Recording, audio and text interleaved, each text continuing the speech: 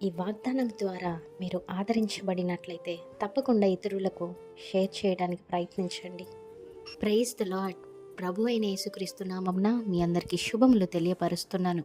మరి ఈరోజు పరిశుద్ధాత్మ దేవుడు మీకు ఇస్తున్నటువంటి వాగ్దానము, నీ పూర్ణ హృదయముతో యెహోవా యందు నమ్మకముంచుము. ఆమేన్.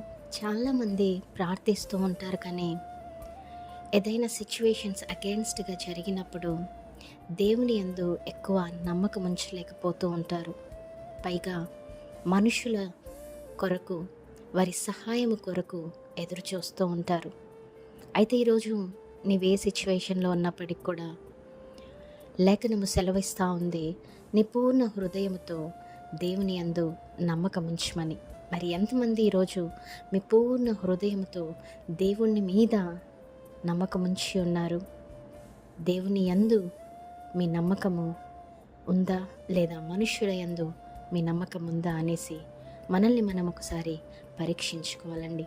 ఈరోజు ఈ వీడియో చూస్తున్న మీలో మరి ఎంతమంది ఎటువంటి సిచ్యువేషన్స్లో ఉన్నప్పటికీ, మరి మీ సిచ్యువేషన్స్ ఎంత బ్యాడ్గా ఉన్నప్పుడు, మరి ఏ స్థితిలో మీరు ఉన్నప్పటికి కూడా ఈరోజు ఈ లేఖనంని ఎత్తిపట్టి ప్రార్థించండి, ధైర్యం తెచ్చుకోండి.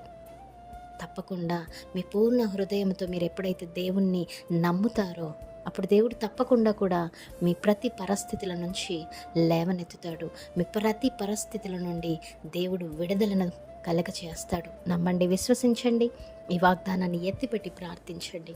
ఆమేన్. Praise the lord. Have a great day.